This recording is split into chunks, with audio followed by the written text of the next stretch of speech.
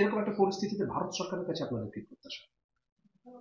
আমরা ভারতবর্ষ বিশ্বের অন্যতম প্রধান গণতান্ত্রিক দেশ। তারা গণতান্ত্রিক অসাম্প্রদায়িক মূল্যবোধকে ধারণ করেই ভারতবর্ষের বিকাশ।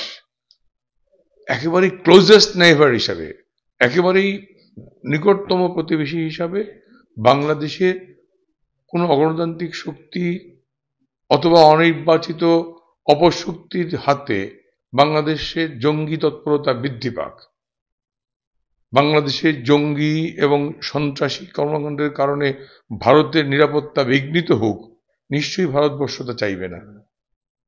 এবং সেটি বারবার তাদের বলেওছে বিবৃতি দিয়ে, কাজেই নির্বাচিত সরকার আসবে। কাজেই এটা ভারত গণতান্ত্রিক দেশ হিসাবে বাংলাদেশে একটি ইনক্লুসিভ ইলেকশনের মধ্য দিয়ে ক্রেডিবল নির্বাচন, অর্থাৎ একটি ইনক্লুসিভ ক্রেডিবল ইলেকশনের মধ্য দিয়ে জনগণের রায়ের প্রতিফলন ঘটুক, সেটা ভারতবর্ষ চাইতেই পারে এবং আমরা শুনেছি তাই। গতকালের এই যে রায়, এই রায়ের ফলে কি মানে পুরো সাউথ এশিয়া একটা ইনস্টেবিলিটি বা একটা সিকিউরিটির ক্ষেত্রে পুরা সাউথ রিলেশনে কোনো এফেক্ট করতে পারে? এইটা এখানে এই জাজমেন্টে, এই ট্রায়ালে লোয়েস্ট স্ট্যান্ডার্ড, লোয়েস্ট ইন্টারন্যাশনাল স্ট্যান্ডার্ডটাও মেনটেন হয়নি। উইটনেস সাক্ষী হচ্ছে 84 জন। মামলা শুরু করলো 1 জুন, জুলাইতে এসে চার্জ ফ্রেম করলো, অগাস্ট, সেপ্টেম্বর, অক্টোবর, এর মধ্যে বিচারপতি 1 মাস দেশের বাইরে থাকলেন। উইটনেস জন 84, 84 জন সাক্ষীর সাক্ষ্য, আর্গুমেন্ট, সাজেশনস 342 কিছু না করেই মাত্র 2 মাসে, 2.5 মাসে, কথা আছে না, জাস্টিস হারিট জাস্টিস বারিট, দ্রুত বিচার করতে গিয়ে বিচারের প্রক্রিয়াটাকে ওরা কবর দিয়ে ফেলেছে। কাজেই যেন তেন প্রকারের রায় দিয়ে শেখ হাসিনাকে নেত্রীকে পলিটিক্যাল ট্র্যাক থেকে আউট করতে চেয়েছে। আমরা তা হতে দেব না। আমরা বাংলাদেশের জনগণ, আওয়ামী লীগের নেতাকর্মীরা রক্ত দিয়ে, জীবন দিয়েই নেত্রীকে রক্ষা করেছে, এবারও তাই করবে। তারা বুকে রক্ত দেয়, জীবন দেয়, পঙ্গুত্বের অভিশাপ বরণ করে নেয় নেত্রীকে রক্ষা করে। এটাই হচ্ছে বাংলাদেশের আওয়ামী লীগের ইতিহাস এবং আমরা নেত্রীকে ফেরত নেব। ফেব্রুয়ারিতে নির্বাচনের কথা বলা হচ্ছে, আই মিন ডাউট।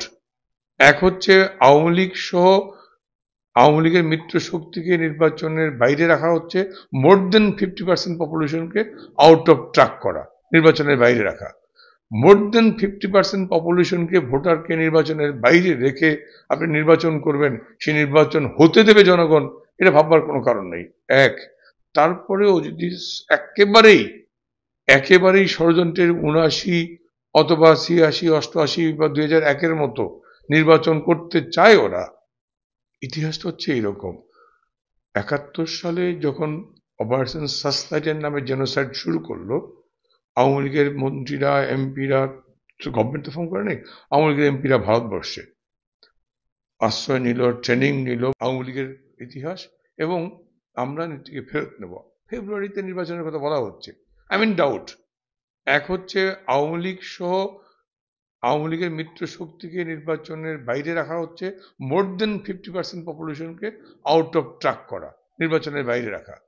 মোর দেন 50% পপুলেশনকে, ভোটারকে নির্বাচনের বাইরে রেখে আপনি নির্বাচন করবেন, সেই নির্বাচন হতে দেবে জনগণ, এটা ভাববার কোনো কারণ নেই।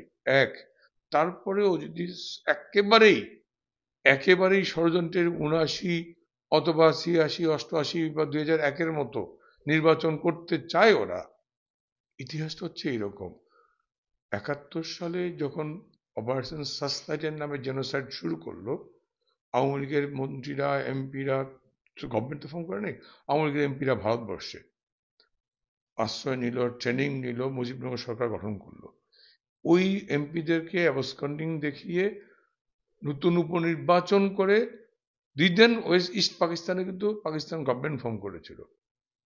মে, জুন, জুলাই, আগস্ট, সেপ্টেম্বর, এই 6 মাস। গতকালের এই রায় আমি শেষ করি। 71 সালে পাকিস্তানরা আওয়ামী লীগকে মাইনাস করে নির্বাচন করেছে, 6 মাসে বেশি টিকতে পারে নাই। এরশাদ 88 সালে, জিয়াউর রহমানও 79 সালে আওয়ামী লীগকে মাইনাস করে ঠিক না, আওয়ামী লীগকে ভাগ করে মিজান গ্রুপ মালেক গ্রুপ দুই ভাগ করে কনস্পিরেসি করে নির্বাচন করেছিল। 79 নির্বাচনের 1 থেকে 1.5 বছরের মাথায় জিয়াউর রহমানের বিয়োগান্তক পরিণতি হয়েছিল। যে রক্তপিচ্ছিল পথে বঙ্গবন্ধু রক্তপিচ্ছিল পথে জিয়াউর রহমান ক্ষমতায় এসেছিলেন, আনফর্চুনেটলি সেই রক্তপিচ্ছিল পথেই কিন্তু জিয়াকে বিদায় নিতে হয়েছে।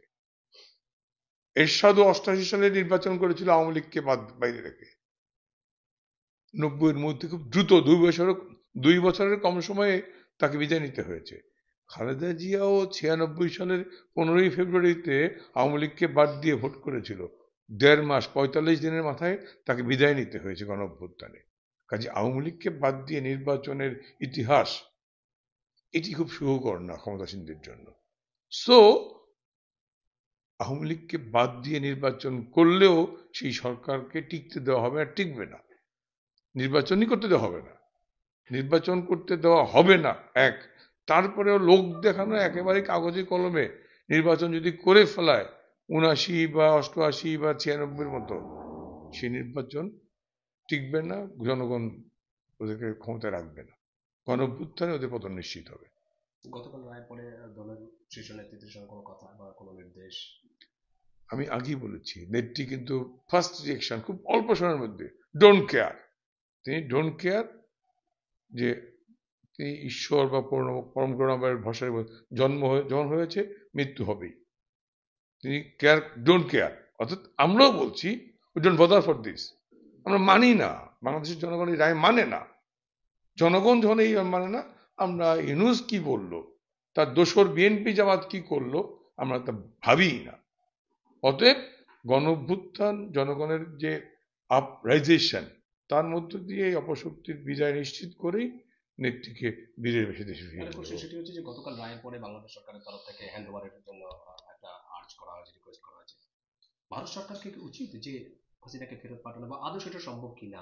প্রথম কথা হচ্ছে যে কোন যদি যুক্তিটা কি, যুক্তি যদি হয় যে বন্দি প্রত্যার্পণ চুক্তি, এক্সট্রাডিশন ট্রিটির আন্ডারে যদি হয়, এক্সট্রাডিশন ট্রিটির ক্লজ 6-এ আছে, যদি মনে হয় যে এটা রাজনৈতিক হিনিয়াস পলিটিক্যাল ভেঞ্জেন্স থেকে এটা হয়েছে, অর্থাৎ রাজনৈতিক প্রতিহিংসা থেকে হয়েছে, তাহলে প্রাপক দেশ যিনি ফেরত দেবেন তিনি নাও দিতে পারেন। যদি এটা মনে হয় যে বিচার কার্য সুষ্ঠু হয় নাই, অবাধ নিরপেক্ষ হয় নাই, সেখানেও আমি শুধু ভারত না, যাদের সাথে এক্সট্রাডিশন চুক্তি হয়েছে, এখানে ভারত আর বাংলাদেশই বলি, তাহলে যেহেতু এটা রাজনৈতিক হীন উদ্দেশ্য প্রণোদিত, ভারত ওই ক্লজ 6-এর কারণেই নাও দিতে পারে। এই ক্লজগুলোতে আছে